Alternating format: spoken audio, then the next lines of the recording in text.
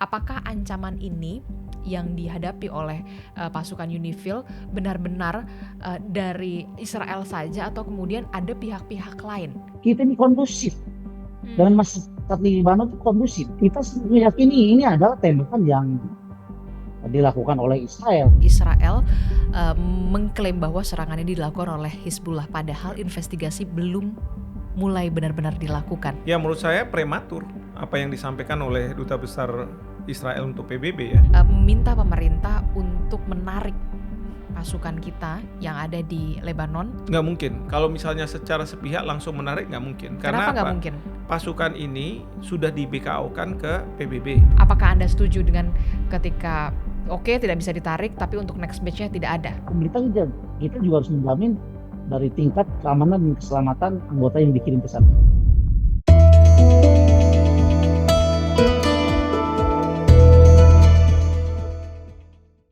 Halo, kembali lagi di On Point with Adistila Rasati. Ada beragam topik yang patut diperbincangkan dan juga menjadi sorotan publik di pekan terakhir belakangan ini. Setelah dinamika perang di Timur Tengah yang masih berkecamuk saat ini, yang kemudian menjadi sorotan adalah di mana ada 3 anggota TNI kita yang gugur di Lebanon Selatan pada saat bertugas menjadi pasukan perdamaian. Yang terbaru adalah Dewan Keamanan PBB menggelar sidang darurat. Apa yang perlu dilakukan oleh Indonesia sebagai bentuk protes terhadap 3 TNI kita yang kemudian gugur di Lebanon Selatan pada saat melakukan tugas perdamaian? Saya akan berbincang di On Point with Adistila Rasati bersama dengan Profesor Hikmahanto Juwana yang merupakan guru besar Hukum Internasional Universitas Indonesia. Apa kabar Prof Hik? Baik, sehat ya? Iya, sehat ya. Kemarin di episode sebelumnya kita juga sempat membahas masih soal perang di Timur Tengah yang masih berkecamuk. Prof Hik, ini kan kalau kita lihat ya, yang terbaru adalah Dewan Keamanan PBB menggelar sidang darurat untuk membahas ini, untuk melakukan investigasi. Tapi kemudian yang lebih mirisnya adalah ketika Israel mengklaim bahwa serangan ini dilakukan oleh Hizbullah, padahal investigasi belum mulai benar-benar dilakukan. Bagaimana Anda melihat ini? Ya, menurut saya prematur apa yang disampaikan oleh Duta Besar Israel untuk PBB ya. Karena apa? Karena seolah-olah dia menuding. Tapi ada kecurigaan juga, jangan-jangan ini memang dilakukan oleh Israel dan sejak awal kemudian mau ditutup-tutupi, kan begitu.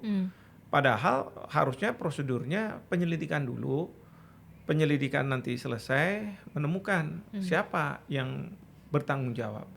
Nah, nanti kalau siapa yang bertanggung jawab baru kemudian dari mana asal negaranya, atau misalnya dari non negara ini kan, misalnya Hezbollah kan non negara begitu ya. Baru kemudian nanti ada proses yang berikutnya, yaitu sanksi terhadap pelaku misalnya. Atau kalau misalnya itu dilakukan oleh negara, tentu PBB bisa minta ganti rugi yang pasti harus diserahkan ke para keluarga korban gitu ya. Jadi kalau menurut saya apa yang dilakukan oleh Dubes Israel ini suatu tindakan yang prematur dan kemudian mencoba untuk menutup-nutupi. Karena begini ya, kan sekarang ini memang Hezbollah menyerang Israel. Alasannya karena Hezbollah berpihak pada Iran dan Iran diserang oleh Israel. Jadi dia ikut dalam perang ini. Nah, kemudian ada serangan balasan dari Israel. Cuman serangan balasan ini sudah tidak proporsional menurut saya. Karena apa? Karena tujuannya sekarang bukan sekedar membalas, tapi bagaimana bisa menguasai Lebanon Selatan. Maka kalau kita dengarkan Duta Besar kita untuk PBB, Pak Umar Hadi, beliau mengatakan kami mengutuk tindakan dari Israel yang seolah-olah mengambil Lebanon Selatan ini. Itu sudah disampaikan oleh Pak Umar Hadi di Forum Dewan Keamanan PBB. Ini kan sama seperti pada waktu Israel mendapat serangan dari Hamas, lalu kemudian 7 Oktober 2023 ya, kemudian kan dibalas oleh Israel. Tapi kan balasannya nggak proporsional. Masa sampai 60.000 orang, 70.000 bahkan 70.000 orang meninggal. Lalu kemudian masyarakat internasional menganggapnya sebagai suatu tindakan genosida. Dan orang sudah berpikir bahwa jangan-jangan ini upaya dari Israel untuk menguasai Gaza. Nah, kalau dari sisi Israel, Gaza ingin dikuasai, tepi barat dikuasai, lalu Lebanon Selatan yang sekarang banyak diduduki oleh Hezbollah gitu ya, itu juga mau dikuasai. Maka duta besar Lebanon juga mereka nggak terima kalau misalnya tindakan yang dilakukan seperti Israel ini. Nah, Lebanon Selatan itu, UNIFIL itu ada di tengah-tengah situ. Karena UNIFIL ini pada waktu dibentuknya tahun 2007 berdasarkan resolusi 1701 Dewan Keamanan, itu tugasnya adalah sudah ada gencatan senjata antara Israel dengan Hezbollah. Dan untuk menjaga supaya tidak ada serang menyerang, maka dibentuklah UNIFIL itu. Nah, kalau misalnya katakanlah Israel mau menguasai Lebanon Selatan, berarti kan dia mau menafikan adanya yang disebut sebagai UNIFIL ini. Nah, jadi menurut saya sekali lagi ini pernyataan yang prematur, yang tidak seharusnya, karena penyelidikan belum sampai pada menentukan hasilnya siapa yang bersalah dan lain sebagainya. Oke, jadi ini adalah pernyataan yang disebut atau dinilai prematur yang Betul. dilakukan oleh Israel begitu ya, walaupun memang penyelidikan belum sampai kepada hasilnya. Nah, kita juga sebenarnya apa yang bisa dilakukan begitu oleh Indonesia, bukan hanya sekedar mengecam, kemudian mengutuk begitu, tapi apa langkah nyata yang sebenarnya lebih bisa dilakukan oleh Indonesia sebagai bentuk protes kita terkait dengan gugurnya 3 anggota TNI ini. Oke, Bukan hanya sekedar mengecam dan mengutuk saja begitu. betul. Oke, sebelumnya perlu juga dipahami ya, kejadian ini kan ada 2 kejadian yang berbeda. Tanggal 29 dan tanggal 30. 29 1 orang prajurit kita gugur, tanggal 30 2 orang. Nah, jadi kalau saya ditanya apa yang bisa dilakukan oleh pemerintah Indonesia, paling tidak ada 2. Pertama adalah kita minta kepada UN agar penyelidikan yang dilakukan oleh UNIFIL juga diisi oleh orang-orang kita, orang-orang Indonesia. Itu dimungkinkan untuk Nah, itu yang kita harus mengikutsertakan. minta. Kita harus minta. Saya tidak tahu, memang tidak ada prosedur khususnya mengenai masalah ini, tapi kalau misalnya bisa sebagai negara di mana prajuritnya itu menjadi korban, harusnya diperbolehkan. Karena apa? Kan ada akuntabilitas. Pemerintah kita juga harus bisa menjelaskan kepada publik kita, kepada masyarakat kita, bahwa apa yang terjadi pada saat insiden itu terjadi gitu ya. Dan kita ingin bahwa penyelidikan ini ya memang transparan, kredibel gitu ya, yang seperti dijanjikan. Nah, sebenarnya kita bisa minta apakah diikutsertakan atau sebagai pihak yang mengawasi proses yang akan dilakukan penyelidikan oleh UNIFIL. Itu yang pertama yang kita bisa lakukan. Yang kedua adalah kita bisa datang ke Dewan Keamanan PBB, minta diadakan pertemuan darurat lagi, tapi sekarang membahas apakah UNIFIL itu patut untuk dipertahankan. Karena memang UNIFIL ini akan bubar pada akhir tahun ini, 2026. Nah, kenapa saya katakan kita perlu mendesak itu? Karena sekarang yang kita lihat kan Israel sudah melakukan serangan ke Hezbollah. Hezbollah juga sudah melakukan serangan balik ke Israel. Artinya untuk apa UNIFIL ada di situ? Lalu kemudian ini kan meresikokan para prajurit peacekeeping operation yang ada di sana. Karena mereka yang harusnya menjaga supaya tidak ada serangan, ini udah telah terjadi serangan lagi kan? Ya buat apa? Oleh karena itu, untuk juga menjaga keselamatan dari peacekeepers, termasuk peacekeepers Indonesia, maka Indonesia bisa mengusulkan agar dilakukan pembahasan dan kemudian berharap bahwa Dewan Keamanan akan membubarkan dan kita kembali. Dan ya satu lagi ya, kalau boleh saya tambah, adalah kita harus menyampaikan kepada UN bahwa kita tidak akan mengirim pasukan untuk pasukan perdamaian kalau netralitas dari pasukan ini tidak dijaga. Karena gini, harusnya terhadap para peacekeepers itu berlaku zero tolerance for attacks towards peacekeepers. Jadi nggak boleh ada. Karena kan para peacekeeping operation ini kan disetujui oleh mereka-mereka yang berkonflik, ya, yang berkonflik dengan senjata, sehingga apa? Peacekeepers itu nggak boleh jadi target oleh siapapun yang melakukan yang melakukan gencatan senjata itu. Jadi kita harus tegas, dan memang ada komite khusus di Perserikatan Bangsa-Bangsa yang membahas mengenai masalah peacekeeping operation ini.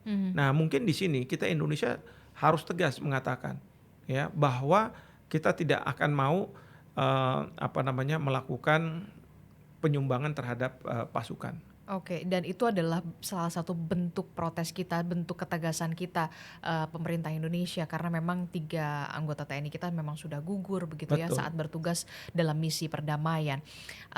Sebelum saya melanjutkan pertanyaan, ternyata kita sudah terhubung juga bersama dengan Serma Purnawirawan Muchtar Effendi yang kemudian kita tahu juga pernah bertugas di UNIFIL begitu ya, anggota UNIFIL di 2010 hingga 2011 setelah bergabung bersama kami melalui sambungan daring. Apa kabar Pak Muchtar? Baik, alhamdulillah baik. Selamat sore, Mbak. Iya, Selamat sore, Pak Prof. Muchtar, ini kan tadi kita masih membahas soal bagaimana fokus Indonesia begitu ya, pemerintah Indonesia, posisi Indonesia pada saat kita lihat 3 anggota TNI kita gugur di Lebanon Selatan dalam misi perdamaian. Anda pernah bertugas sebagai anggota UNIFIL 2010 hingga 2011. Bisa diceritakan pengalaman Anda pada saat Anda bertugas untuk menjadi pasukan perdamaian? Apa yang menjadi tantangan sebenarnya di lapangan sebagai pasukan perdamaian, dan risiko-risiko apa yang kemudian terjadi di sana? Baik, terima kasih. Saya memang pernah bertugas di Lebanon dalam pasukan penjaga perdamaian PBB yang dalam hal ini adalah UNIFIL, yaitu di tahun 2010 sampai 2011. Nah, tantangan yang terberat buat kita ini kan sebagai wasit perang, Mbak. Ya. Suatu ketika mungkin kita bisa saja kena gebuk yang sebelah kanan, atau mungkin bisa saja kena gebuk yang sebelah kiri kan. Yang namanya wasit kan begitu. Tidak menjamin bahwa wasit voli pun tidak kena bola yang disemis orang kan itu. Apalagi ini wasit dalam peperangan di mana ada Israel dengan Lebanon yang berkonflik saat itu.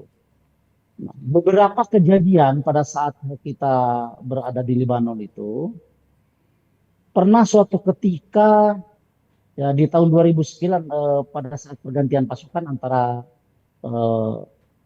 batalion yang saya di dalamnya ada dengan batalion kita ganti itu. Bahwa tentara kita, anggota kita yang ada di perbatasan itu dulu ditembaki oleh Israel. Ya ditembaki oleh Israel hanya gara-gara pasukan atau anggota kita ini salah menghadap. Saat itu ada letupan-letupan kecil yang terjadi yang ditimbulkan oleh masyarakat Lebanon. Tapi letupan itu akhirnya dibalas juga oleh Israel. Kita sebagai peacekeeper saat itu, mungkin karena tergopoh-gopoh atau luput anggota ini untuk menghadap, dia menghadap ke Israel. Sehingga oleh Israel kita ditembaki. Untung waktu itu oleh masyarakat yang ada di perbatasan, kita diamankan. Sehingga tidak ada personil kita yang saat itu menjadi korban. Kemudian yang kedua, yang itu tadi saya bilang, bahwa kita juga tidak menutup kemungkinan kan hajar yang sebelah kiri, kan hajar juga yang sebelah kanan. Kemudian yang kedua, kita pun pernah, Mbak, dikepung katakan begitu oleh warga Lebanon sendiri. Hanya gara-gara panser dari kita ya, yang sesuai dengan plotting untuk melakukan titik pengamanan dengan panser itu ini ditabrak mobil. Ditabrak mobilnya terlalu jebret sehingga orang yang ada di dalam kendaraan itu meninggal 2 orang. Nah, dalam peristiwa itu kita pun dikepung markas kita. Markas kita itu dikepung oleh Lebanon. Tetapi tidak ditembaki langsung, hanya mereka itu melakukan tembakan ke atas saja untuk sebagai peringatan mungkin kepada kita. Alhamdulillah pada saat itu bisa diredam oleh komandan batalion kita yang diwakili tadi apa namanya dilakukan pembicaraan dengan para tokoh masyarakat yang ada di Lebanon sehingga akhirnya kondusif kembali. Nah, jadi kalau kita bicara apakah kita dijamin keamanan kita berada di wilayah konflik oleh kedua belah pihak, belum tentu juga. Suatu ketika kita diserang oleh yang ada di sebelah kiri kita, suatu ketika kita diserang juga oleh yang ada di sebelah kanan kita. Tetapi yang jelas, peristiwa yang kemarin terjadi, eh, kalau ada yang bicara bahwa ini diinvestigasi dulu, jangan terlalu prematur, membicarakan apakah Israel yang salah atau mungkin pihak mana yang salah. Peristiwa penembakan terhadap markas kita, terhadap base camp kita di Ocit Al-Qusayr, ini bukan kali pertama yang terjadi di tahun 2026. Coba kita lihat peristiwa ke belakang, tahun 2024 juga kita pernah ditembak Hmm. oleh Israel. Lalu 2026, markas kita pun pernah ditembak, bukan pernah, ditembak juga kemarin, 2026, tanggal 29 itu, sehingga mengakibatkan satu orang meninggal ya. Oke. Jadi penyimpangan terhadap markas kita, saya adalah mantan prajurit yang memang setiap hari ada di lapangan waktu penugasan di Lebanon. Kita meyakini ini adalah tembakan yang dilakukan oleh Israel. Karena kalau itu bisa tembakan mungkin bisa saja dilakukan oleh Lebanon. Peristiwa yang tadi saya sampaikan adanya korban kecelakaan lalu lintas, kita ini kondusif dan Hmm. masyarakat Lebanon itu kondusif. Bahkan mohon maaf, wilayah yang kita bina ini adalah wilayah yang merupakan pusat konsentrasi pasukan Hizbullah. Hmm. Tapi dengan pasukan Hizbullah itu tidak pernah ada gesekan apapun. Oke. Malah kita artinya setiap hari ketemu ya kita kondusif berdampingan. Oke. Dalam artian berdampingan itu satu sama lain saling menghormati begitu. Dari pengalaman Itu. Anda, Pak Muhari, selama bertugas di sana begitu ya, sebenarnya untuk pasukan UNIFIL ini, tadi Anda menceritakan sebelumnya ada beberapa kali serangan juga dari Israel pada tahun sebelumnya begitu ya. Apakah ancaman ini yang dihadapi oleh pasukan UNIFIL benar-benar dari Israel saja atau kemudian ada pihak-pihak lain? Kalau dari sepengalaman Anda? Ya, berdasarkan pengalaman yang saya alami waktu di Lebanon, ancaman ini kan bisa datang dari Israel, bisa datang dari Lebanon. Yang tadi saya sampaikan ya, yang tadi saya sampaikan. Jadi kita tidak bisa memprediksi bahwa serangan yang akan dilakukan ke kita ini dari mana datangnya. Hmm. Tergantung historik dari permasalahan itu dengan siapa. Hmm. Ya. Nah, yang tadi sebelum itu pernah dikepung juga oleh masyarakat Lebanon karena memang ada 2 warga masyarakat Lebanon yang meninggal dunia. Walaupun itu sebetulnya kesalahan mereka ya. Panser kita lagi jaga di pos keamanan, ditabrak mobil, meninggal kan gitu. Tetapi kalau secara umum, kenapa saya bilang bahwa ini mesti Israel yang melakukan? UNIFIL, ya UNIFIL sebagai badan keamanan sebagai organisasi yang ditunjuk oleh PBB untuk menjaga keamanan di Lebanon, beberapa kali menyampaikan bahwa tidak boleh ada kegiatan apapun baik yang dilakukan oleh Lebanon maupun Israel sehingga kegiatan tersebut mengganggu kondusivitas keamanan. Tetapi apa yang terjadi? Kita di 1 tahun itu, Mbak, berapa kali kita melaporkan ada drone Israel yang masuk ke Lebanon? Bukankah itu pembangkangan yang dilakukan oleh Israel terhadap ketetapan PBB bahwa tidak boleh ada kegiatan apapun yang bisa merusak nilai perdamaian yang ada di sana? Berapa kali drone masuk? Dan drone masuk ke wilayah Lebanon itu sudah kita sering laporkan tuh ke UNIFIL. Dan drone yang masuk ke Lebanon pun kita meyakini bahwa bukan hanya drone untuk main-main begitu saja ya. Pasti drone itu kan memantau pergerakan masyarakat Lebanon. Kemudian melakukan mapping dan plotting juga pasukan-pasukan atau kontingen-kontingen dari beberapa negara yang berada di Lebanon. Misalkan salah satu di antaranya adalah base camp-nya Indonesia ini ada di mana. Mhm. koordinatnya berapa, Mhm. lokasinya di mana saja, Mhm. pos keamanan yang dibikin di perbatasan dari Indonesia itu di mana saja, koordinatnya berapa, kan Mmm. begitu. Ya, jadi posisi kita itu sebetulnya sudah diketahui oleh Israel. Mhm. Bahkan Israel sudah bisa memetakan, ini base camp ini base camp ini. Sebenarnya sudah ada pelanggaran-pelanggaran yang dilakukan begitu? Ya, Sudah jelas. tapi saya harus tunggu penyelidikan juga ya kan, kita Mhm. harus Mhm. tunggu penyelidikan. Tapi kalau tadi yang disampaikan itu intinya adalah kalau kita dengan masyarakat setempat itu Mhm. bisa melakukan kegiatan teritorial ya, bagaimana membangun kepercayaan mereka Mhm. terhadap keberadaan kita. Mhm. Tapi kalau dengan Israel kan nggak mungkin karena Israel itu bukan Iya. masyarakat, tapi pasukan Mhm. pasukan yang kemudian dia akan tanda kutip ya ingin memperluas wilayahnya kan Mmm. begitu Mmm. tadi misalnya seperti itu yang saya dengar. Nah kalau yang seperti ini biasanya memang para pasukan perdamaian itu mencoba mengambil hati dari masyarakat sekitar Mmm. sehingga mereka tidak bertindak yang tidak bersahabat terhadap peacekeepers, Mmm. ya kan? Itu yang kita juga harus pahami. Maka paling apa namanya diapresiasi oleh PBB itu pasukan perdamaian asal Indonesia karena fungsi teritorialnya itu bisa jalan begitu ya, Mhm. mengajak bermain olahraga, Mhm. terus kemudian membantu masyarakat setempat dan lain Mhm. sebagainya. Mhm. Nah, jadi kalau melihat seperti itu, pertanyaan kita apakah dari tapi ini tanpa mau mendahului penyelidikan tentunya.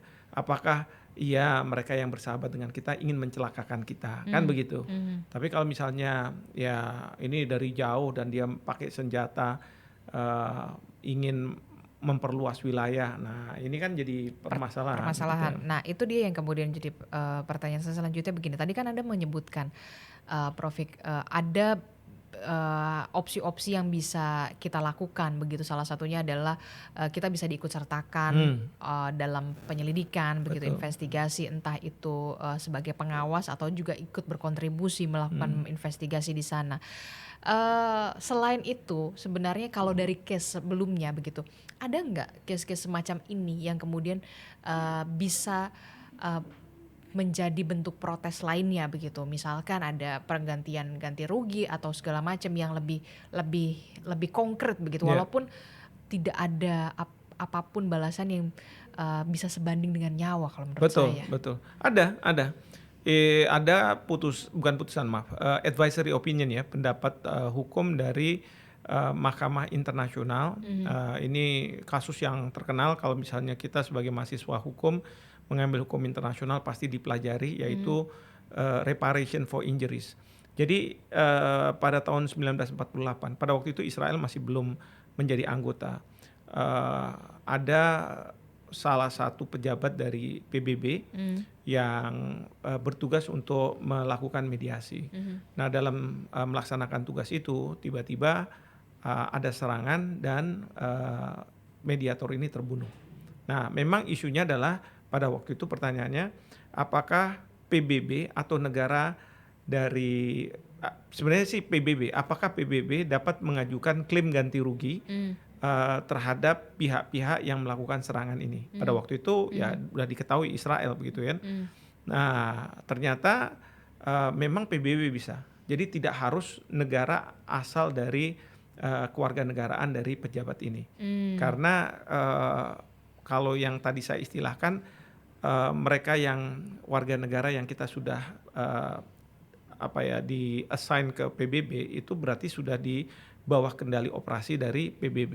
Jadi itu merupakan aparat dari PBB dan kalau misalnya mereka tadi misalnya terbunuh dan lain sebagainya itu setelah ada penyelidikan ketahuan siapa. Mmm. Nah, pihak itu bisa dimintakan pertanggungjawaban secara pidana. Mhm. Kemudian secara perdata bukan pihak itu tapi negara Negara. dari warga negara yang melakukan serangan itu bisa dimintakan apa ganti rugi Mhm. terhadap tindakan yang dilakukan oleh aparat mereka gitu. Mhm. Waktu yang, case di 1948 itu, butuh waktu berapa lama?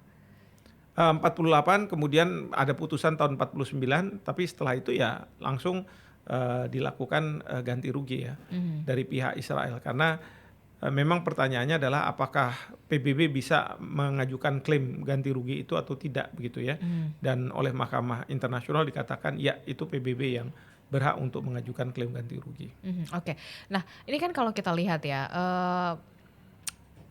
Indonesia dan juga Israel sama-sama bergabung di BOP begitu kan. Dan ada nggak sih opsi lainnya yang bisa kita lakukan kepada Israel begitu ya, sama-sama di BOP tapi kemudian TNI kita gugur begitu. Nah, apa opsi yang bisa dilakukan oleh pemerintah kita begitu untuk sebagai juga bentuk protes kepada Israel yang sama-sama di BOP begitu, walaupun kita memang punya misi untuk kemudian mendamaikan, perdamaian dan segala macam, tapi kenyataannya Ya, membatalkan pengiriman 8.000 orang ke ISF, International Stabilization Force, yang berada di bawah BOP kan.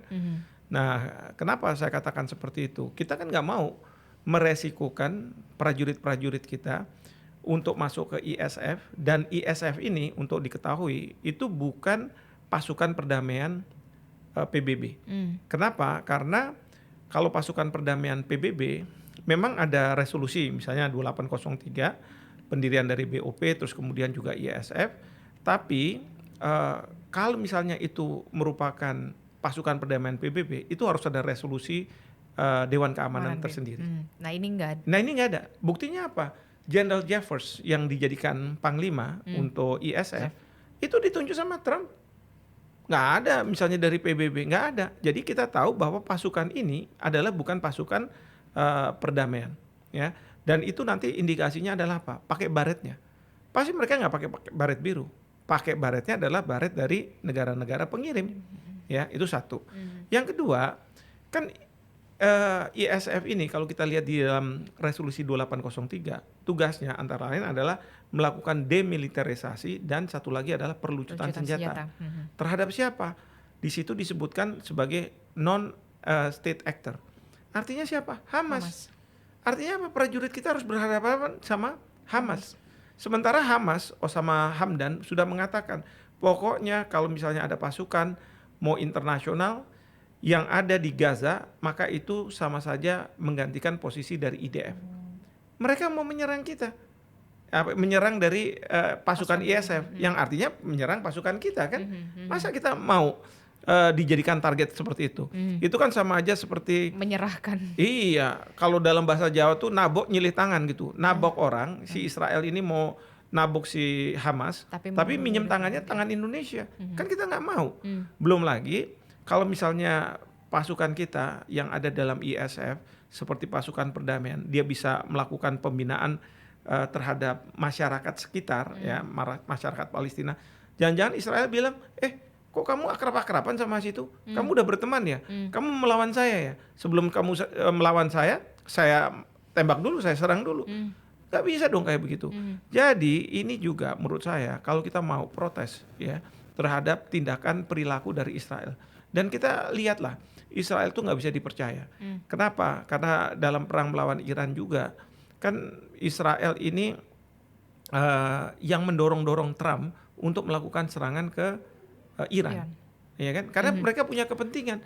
Nah, menurut saya kita pokoknya dalam satu kelompok di mana ada Israel di situ berperan aktif ya, itu tidak mungkin dia itu nggak punya akal bulus lah, kira-kira seperti itu. Jadi kita harus juga mikir dua kali nih. Bahkan kalau saya lihat nih di piagam BOP, pasal yang pasal 3 yang menentukan pengambilan suara gitu ya. Di situ dikatakan bahwa memang suara diambil secara mayoritas.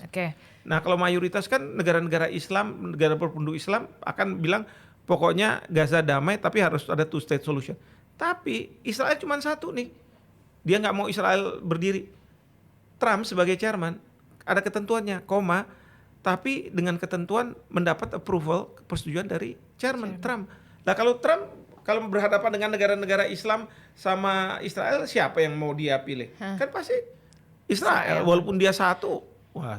Dan ini artinya ini bisa menjadi bahan evaluasi pemerintah Indonesia untuk kemudian berpikir ulang untuk Betul, menyerahkan betul, 8.000 pasukan kita begitu, TNI kita untuk ISF begitu ya betul. di BOP. Ini menjadi salah satu bentuk ketegasan kita juga gitu yang dinanti begitu ya. Betul. Nah, termasuk juga ini MPR kan kemarin juga mengatakan meminta pemerintah untuk menarik pasukan kita yang ada di Lebanon, pasukan perdamaian kita begitu ya, karena memang ada TNI kita yang gugur 3 orang begitu. Apakah ini dimungkinkan? Nggak mungkin. Kalau misalnya secara sepihak langsung menarik nggak mungkin. Kenapa Karena nggak apa? mungkin? Pasukan ini sudah di BKO-kan ke PBB. Mhm. Nah, sekarang menjadi kendali dari PBB. Nah, karena sudah menjadi kendali PBB, tergantung sama PBB. Apakah PBB mau mengakhiri atau misalnya mau ya sudah dikembalikan begitu ya. Hmm. Tapi kalau misalnya kita minta Tarik. serta-merta tarik begitu saja, nggak bisa. Hmm. Karena biasanya dalam konteks menyumbang pasukan itu juga ada perjanjiannya, ada ketentuan-ketentuannya, Hmm. ya kan? Tapi Eh, untuk next batch-nya. Nah, kalau untuk next batch-nya kita bisa bilang Hmm. bahwa kalau misalnya pasukan perdamaian selalu harus menghadapi resiko dari pihak yang Bertikai. bersengketa, bertikai ini, maka kita tidak akan melakukan sumbangan lagi. Karena apa? Kita nggak mau meresikokan dong putra-putra terbaik kita dalam misi yang mereka itu memegang senjata juga bukan senjata yang bisa untuk melawan serangan gitu ya. Senjata tuh sebenarnya ya tidak terlalu canggih gitu ya. Dan kemudian harus ada di situ dan menjadi target lagi.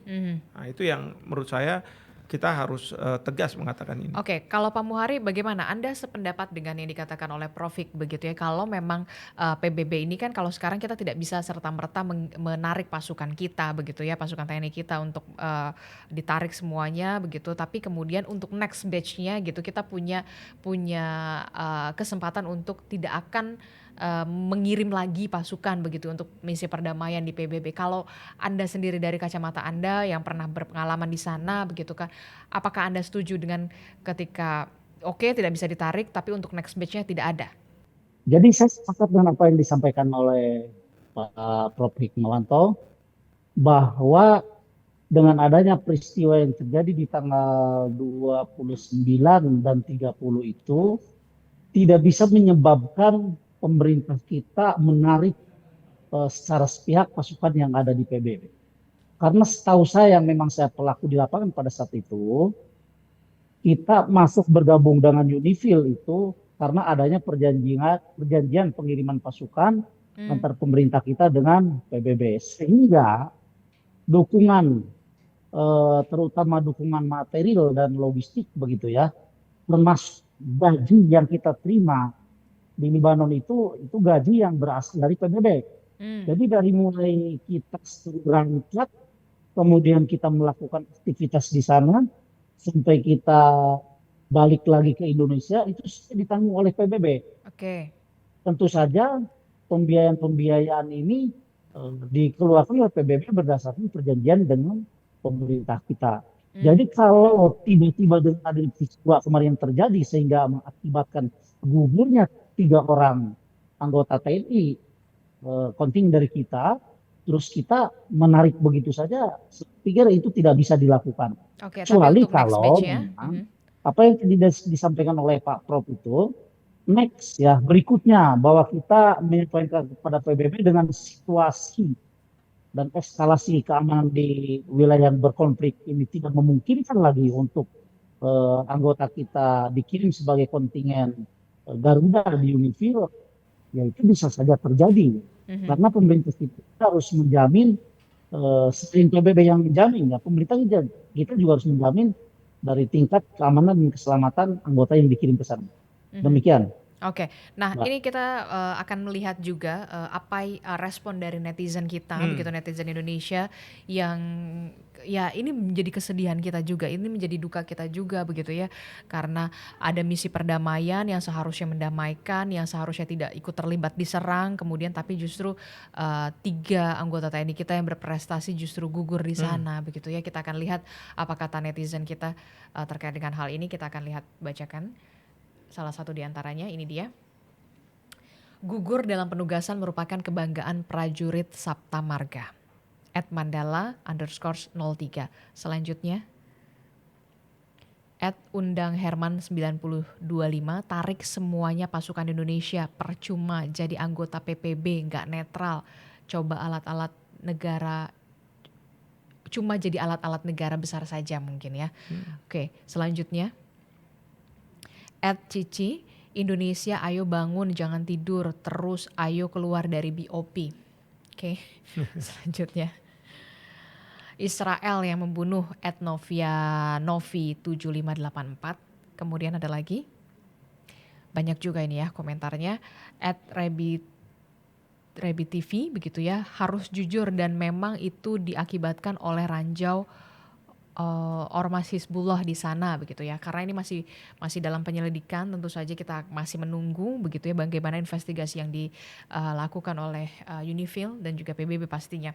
Nah, melihat netizen ini yang beragam dengan responnya, tapi ada juga yang meminta udahlah keluar aja dari BOP tadi ya netizen. Terus ketika gugur ini menjadi kebanggaan juga. Nah, bagaimana Anda merespon ini, Prof. Ya, terkait dengan gugur menjadi kebanggaan, oke lah, misalnya gugur bagi prajurit itu suatu kebanggaan, tapi harus diingat ya, gugurnya itu jangan juga gugur karena mati konyol. Karena apa? Ini kan semacam peacekeeper itu sebagai penjaga gencatan senjata. Dan mereka tidak dilengkapi dengan persenjataan yang berat dan untuk berperang katakanlah gitu ya. Karena kan memang pasukan perdamaian. Pasukan perdamaian. Tapi kemudian dijadikan target. Itu kayak ibaratnya sitting duck gitu ya. Bebek yang biasa untuk jadi ini. Masa mau kita dijadikan seperti itu? Ya, kalau saya sih enggak. Ini pemerintah nih. Tapi bagi para prajurit ini, tentu juga kita merasa seharusnya tidak terjadi lah. Ya. Nah, oleh karena itu sebagai respon dari prajurit yang merelakan jiwa dan raganya itu, pemerintah harus keras. Pemerintah harus bisa melakukan yang semaksimal mungkin apa yang bisa dilakukan. Misalnya tadi yang saya katakan, ikut dalam proses penyelidikan. Kemudian juga harus bicara di Dewan Keamanan PBB, apakah harus diteruskan atau tidak nih UNIFIL ini. Bahkan juga kita evaluasi tentang prajurit kita yang kita akan sumbangkan ke ISF yang berada di bawah BOP. Itu yang harus dilakukan oleh pemerintah.